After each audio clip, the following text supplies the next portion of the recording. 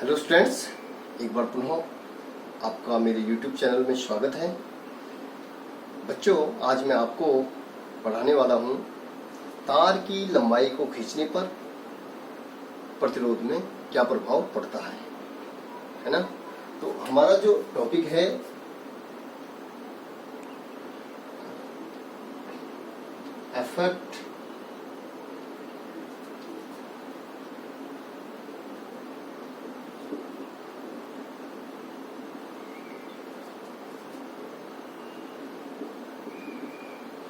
effect on resistance of a wire on stretching.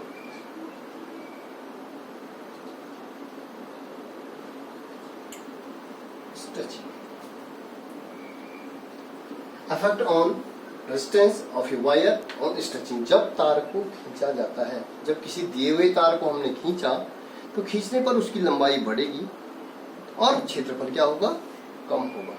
ये हम समझ रहे हैं। जब हम किसी तार को खींचेंगे तो लंबाई उसकी बढ़ेगी और उसका क्षेत्रफल क्या होगा, कम होगा। घनत्व में कोई परिवर्तन नहीं होता है ना। तो उस तरीके से हमारे पास जो है वॉल्यूम बराबर होता है m/d। आयतन बराबर द्रव्यमान बटे घनत्व, जो क्या होगा, नियत रहेगा। तार को हमने खींच दिया, तार को खींचा, लंबाई बढ़ी, क्षेत्रफल कम हुआ, लेकिन द्रव्यमान वही रहेगा जो प्रारंभ में था। तो इसलिए हम कहेंगे कि जो वॉल्यूम होगा खींचने से पूर्व तार का आयतन, तो जो भी हो जाएगा वो हो जाएगा क्षेत्रफल, लंबाई L इंटू क्षेत्रफल, जो क्या होगा, नियत होगा। क्लियर है। अब तार को खींचने पर, हमने तार को खींचा, तो तार को खींचने पर उसमें जो है प्रारंभिक जो है तार को खींचने से पूर्व तार का आयतन हमने निकाल चुके हैं। अब उसका जो है हमने रेजिस्टेंस निकालेंगे। तो R प्रोपोर्शनल टू क्या होता है, L/A। ये हो जाएगा, मानो तार की जो विशिष्ट चालकता है वो रो है, तो ये हो जाएगा रो तो L/A। इसलिए R बराबर रो L/A। ठीक, समीकरण नंबर हमारे 1। ठीक इसी प्रकार अब हमने क्या किया, तार को खींच दिया। तार को हमने क्या किया, खींचना।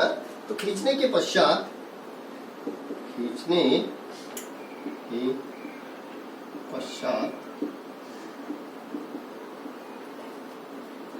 तार की लंबाई में परिवर्तन, तार की लंबाई में परिवर्तन L' तथा प्रतिरोध R' होगा। यह हम मान रहे हैं। खींचने के पश्चात तार की लंबाई क्या हो जाएगी, L' होगी। उसकी लंबाई परिवर्तित हो जाएगी। प्रारंभ में लंबाई जितनी थी, खींचने के बाद लंबाई बढ़ जाएगी और प्रतिरोध भी उसका क्या होगा, परिवर्तित होगा। ठीक है, और कितना होगा वो हम आगे बताते हैं।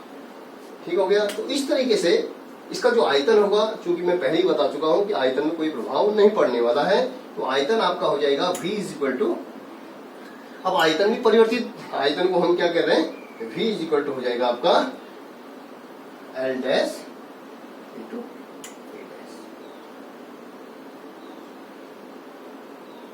ठीक है। लंबाई जब हमने क्या किया, खींचने के पश्चात तार की लंबाई में परिवर्तन क्या हो गया, L'। प्रतिरोध आपका प्रतिरोध में R' होगा तथा क्षेत्रफल में परिवर्तन होगा, क्षेत्रफल में परिवर्तन A' होगा। ठीक है। तो ये हो जाएगा, जो आयतन हो जाएगा वो हो जाएगा V बराबर L' A'। ठीक, ये आपका। अब चूंकि मैंने बताया कि जो द्रव्यमान है, तार को खींचने पर द्रव्यमान पे कोई प्रभाव नहीं पड़ता है, तार को खींचने पर उसके आयतन में कोई प्रभाव नहीं पड़ता है। तो दोनों में खींचने से पूर्व और खींचने के बाद, खींचने से पूर्व जो खींचने से पूर्व आयतन खींचने से पूर्व आयतन ए एल बराबर खींचने के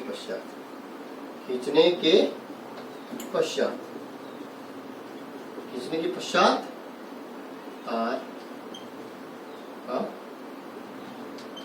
आयतन ए डैश एल डैश। तो दोनों आयतन क्या हुए? बराबर। तो यहाँ पे जो रेजिस्टेंस हो जाएगा, खींचने के पश्चात जो रेजिस्टेंस होगा वो हो जाएगा, खींचने के पश्चात जो रेजिस्टेंस हो जाएगा उसको हम मान रहे हैं आर डैश। आर डैश बराबर हो जाएगा रो, विशिष्ट प्रतिरोध तो उसका सेम रहेगा, और ये हो जाएगा एल डैश बटे ए डैश। तो समीकरण नंबर 1 थी, इसको समीकरण नंबर 2 हम मान लेंगे। ठीक, अब हम करते क्या हैं?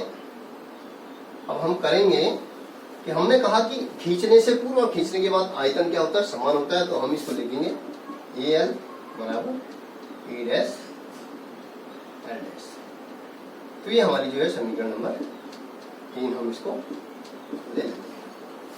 ठीक है, तो हम इसको इस तरीके से भी लिख सकते हैं। अब हमारे पास जो है हम प्रतिरोध निकालते हैं 2 आर डैश, समीकरण 2 और समीकरण जो 1 था आर डैश, समीकरण 2 में 1 से भाग देंगे तो आर डैश बटे आर इज इक्वल टू हो जाएगा रो एल बटा A upon rho L dash upon A dash.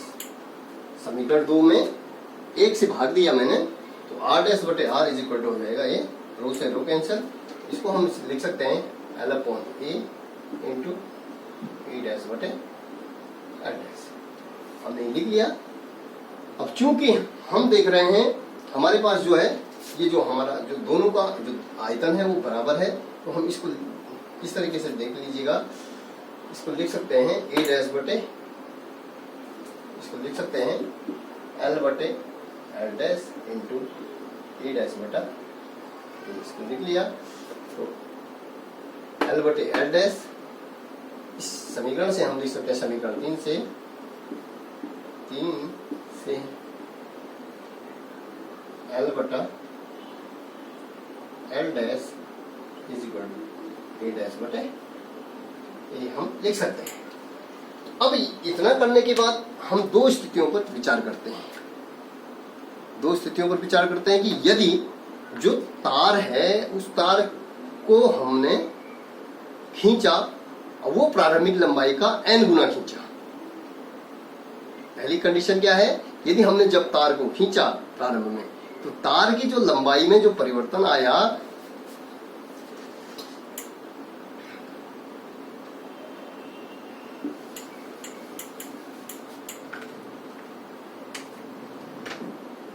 यदि तार को खींचने पर, यदि तार को खींचने पर L dash is equal to हो जाएगा, तार को खींचने पर जो लंबाई होगी, तार को खींचने पर जो लंबाई एल डैश है वो किसके? प्रारंभिक लंबाई के एल गुना, मतलब एन गुना गया एल। और तार को कितना खींचा गया? जो तार की लंबाई में परिवर्तन आया वो प्रारंभिक लंबाई का, प्रारंभिक लंबाई जो एल है उसके एन गुना हमने उसको खींचा। तो हमारा जो है ये समीकरण हो सकती है। इसको हम लिख सकते हैं L upon 1 upon N is equal to, इसके नीचे हम 1 मान लेते हैं, इसके नीचे तो 1 upon N is equal to L upon L dash हमने इसको लिया, तो हम इसको एल अपॉन एल डैश को हम 1 अपॉन एन लिख सकते हैं। ठीक है, तो सेम देखिए 1 एल अपॉन एल डैश को हम क्या लिख सकते हैं? यहाँ पे 1 अपॉन एन लिख सकते हैं। इसके आधार में पहली कंडीशन मैंने आपको बताई, जो पहली कंडीशन हमारे पास थी कि यदि तार को खींचने पर, यदि तार को प्रारंभिक लंबाई के n गुना पर खींचा जाए, तो जो प्रारंभिक तार की जो लंबाई है उसको n गुना खींचा जाए, तो लंबाई में जो परिवर्तन हो जाएगा वो हो जाएगा L dash is equal to n गुना गया एल के। ठीक है, तो हमारा ये हो गया। अब हम यहाँ पे इस वैल्यू को रखते हैं इसमें रखते हैं, इस वाले वैल्यू में। तो हमारे पास है ए डैश बटे ए इक्वल टू एल बटे एल डैश। इसको हम क्या लिख सकते हैं, 1/n लिख सकते हैं। ठीक है, एल बटे एल डैश, एल बटे एल डैश हो जाएगा एल बटे एल डैश बराबर ए बटा ए डैश। इसको हम लिख सकते हैं सीधे सीधे यहाँ पे आर डैश बराबर आर डैश बटे आर इज इक्वल टू, इसको लिख सकते हैं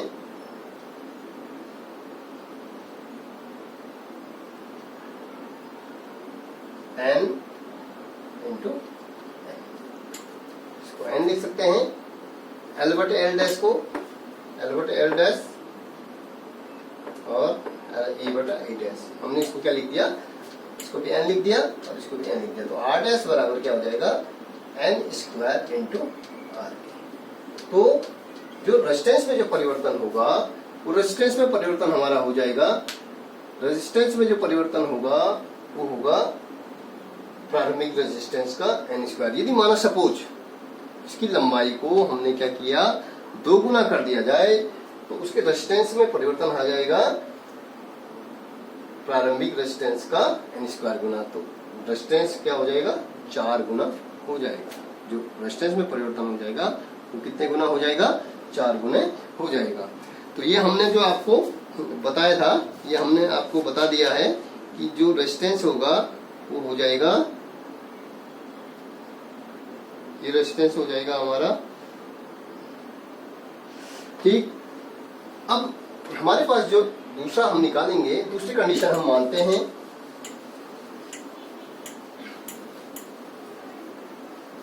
कि यदि तार को जब हमने खींचा,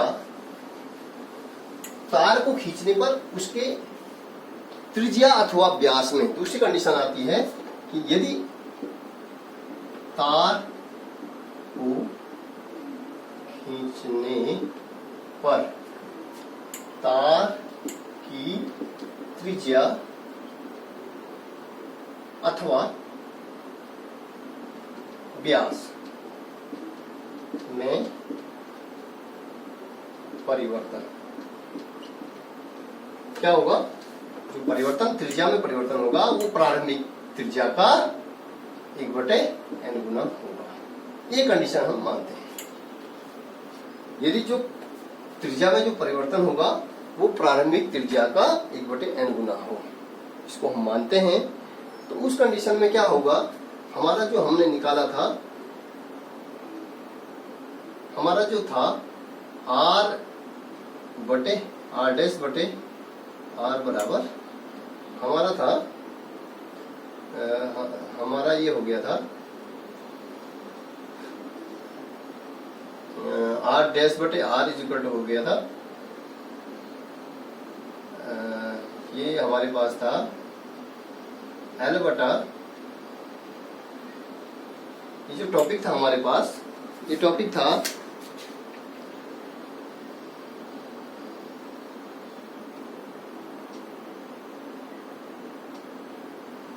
वो था L डैश बटे A बटे L बटा A डैश, ये हमारे पास था। तो हम इसको लिख सकते हैं, इसको लिख सकते थे उस समीकरण से, हमारे पास था L A बराबर L dash A dash, L बटे L डैश, या हम इसको लिखते हैं A बटा A डैश बराबर L डैश बटा, मतलब प्रारंभिक आयतन और तार को खींचने से पूर्व, तार के खींचने के बाद जो आयतन है वो बराबर है। तो हम इसको इस तरीके से लिख सकते हैं A बटा A डैश। अब यहाँ पे देखिएगा L डैश बटे L को हम क्या लिख सकते हैं, A बटा A डैश, इस तरीके से लिख सकते हैं। तो देखिए R डैश बटे R बराबर हो जाएगा A बटा A डैश, लिख दिया हमने इसको।